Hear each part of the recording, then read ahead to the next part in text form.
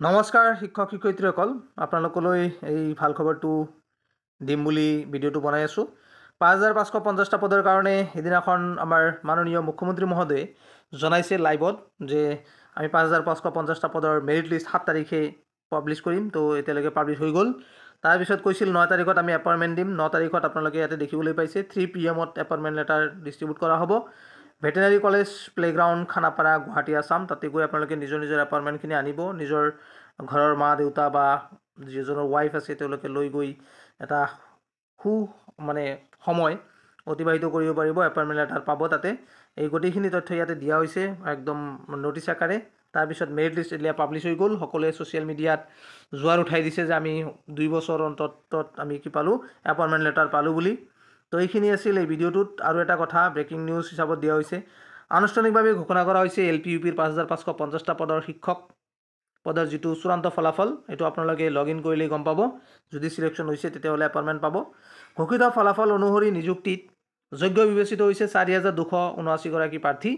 ইয়াৰে ২,৯৮০জন প্ৰাৰ্থীয়ে নিযুক্তি লাভ কৰিব LP শিক্ষকৰ পদত, আৰু UPৰ শিক্ষকৰ পদত নিযুক্তি লাভ কৰিব ১,২৯৯জন প্ৰাৰ্থীয়ে।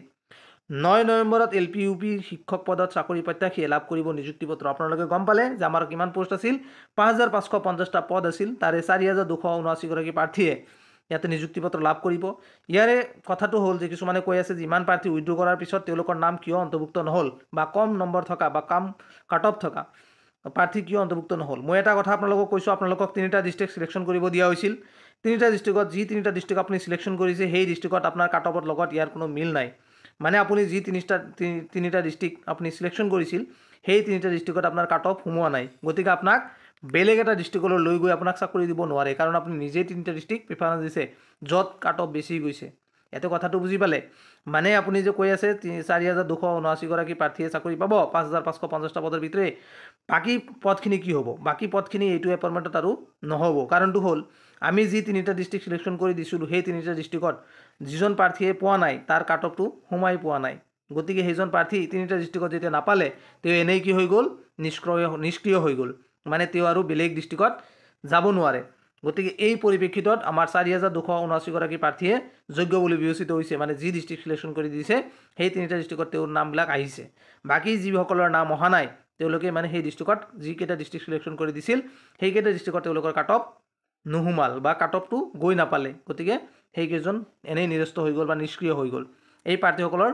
আৰু এতিয়া যি পোষ্ট ৰৈ গ'ল সেইখিনি হয়তো ৪,৫০০ যিটো আমাৰ পোষ্ট আছে তাৰ লগত দিব, নহ'লে নতুনকৈ আকৌ যেতিয়া এডভাৰ্টাইজমেণ্ট দিব বুলি কৈছে ৪,৬০০ পোষ্টৰ কাৰণে, তেতিয়া তেওঁলোকক এলিজিবল কৰিব, বা ৪,৫০০ৰ লগত যি বাকী ৰৈ গ'ল সেই পোষ্টখিনি এড কৰি দিব।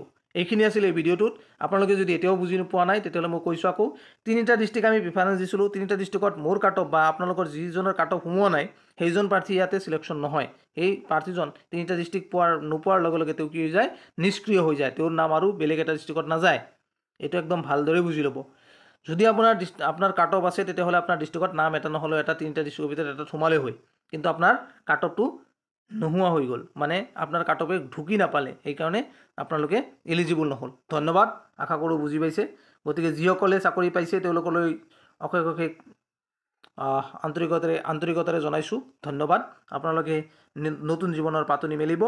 আৰু আপোনালোকক যিহেতু কৈছে ৯ নৱেম্বৰত ২০২৫ তাৰিখ ৩ বজাৰ লগে লগে আপোনালোকক এপইণ্টমেণ্ট দিয়া হ'ব খানাপাৰাত। গতিকে আপোনালোকে তালৈকে যাওক, নিজৰ এটা জীৱনৰ অনুভূতি তাতে বিচাৰি পাব। আৰু যিসকলে গৈছে মা দেউতা পেৰেণ্টছ সকলোকে লৈ যায়, তাতে আমাৰ ভাল ফেচিলিটি দিয়া হয় গভৰ্ণমেণ্টৰ ফালৰ পৰা। গতিকে ধন্যবাদ এইখিনিলৈকে।